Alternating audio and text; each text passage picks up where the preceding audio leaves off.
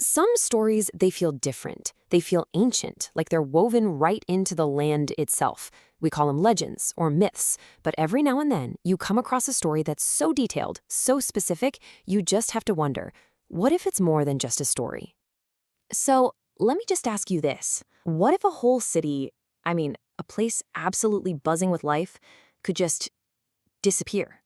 Not fade away over hundreds of years, but vanish in a single moment, just swallowed by the earth, leaving behind nothing but a whisper. All right, let's dive right in.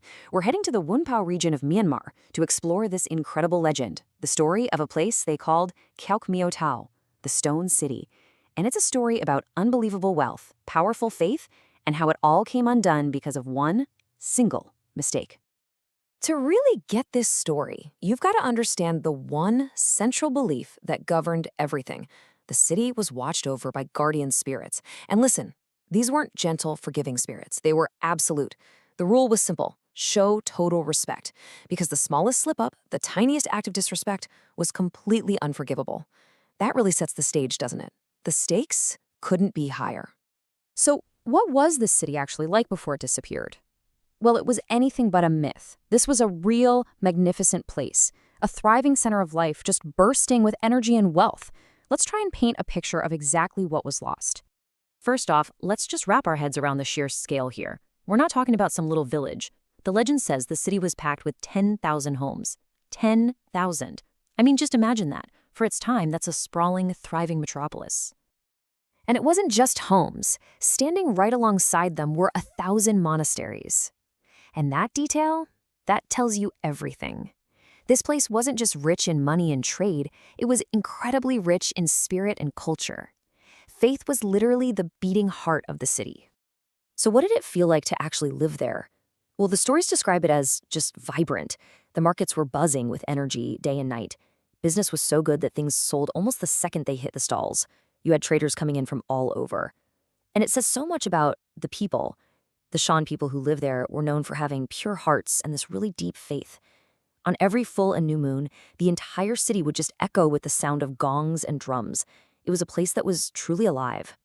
But all of that, the 10,000 homes, the 1,000 monasteries, those buzzing markets, all of it, every last bit, was about to come to a screeching halt.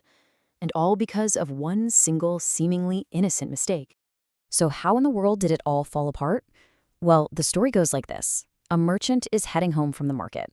Along the road, he spots a stray dog. And in what seems like a simple act of kindness, right, he just scoops up the dog and puts it in his carrying basket. That's it. That was the mistake. That simple, everyday act was seen as a massive disrespect to the guardian spirits, and their judgment was swift and it was final. And the punishment? Well, it was cataclysmic. The legend says the spirits didn't just destroy the city. They sealed it. They buried the entire thing under 7 layers of earth, hiding it completely from the eyes of the world forever. They didn't just knock it down. They erased it from our reality. And just like that, silence. In one instant, the sound of the drums, the chatter of the markets, the voices of tens of thousands of people, all of it just gone. An entire world lost forever, deep beneath the ground. But here's where the story gets really interesting. Because you can bury a city, but it's a lot harder to bury a memory.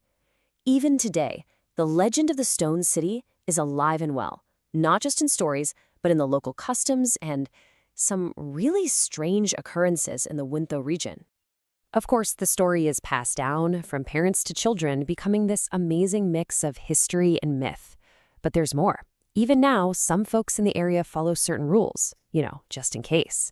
Things like not wearing black clothing or never, ever speaking the word tiger. And people whisper that on full moon nights, if you listen closely, you can still hear the faint echo of those drums and gongs. They say the nearby Dongmu stream turns a strange milky white. The spirit of that lost place is still honored, and it's still feared. And then you get stories like this one that just make the hair on your arms stand up. There's a tale about some traders who got lost, and they claim they accidentally wandered right into the hidden Stone City. They said they sold all of their goods in a packed, thriving market, and then, poof, They were mysteriously back on the road they started from, like they had just woken up from the most vivid dream of their lives. And so the legend lives on. It's the story of this incredible city, now hidden deep within the earth, guarded by these powerful, unseen spirits. But its heartbeat, you can still feel it. It's remembered in whispers and in the faint sound of drums carried on the moonlight. It really makes you think, doesn't it? The story of the Stone City is just one tale from one small corner of our world, which leaves us with this one last, fascinating question. How many other lost cities, how many other buried histories are still out there, just waiting for someone to tell their story?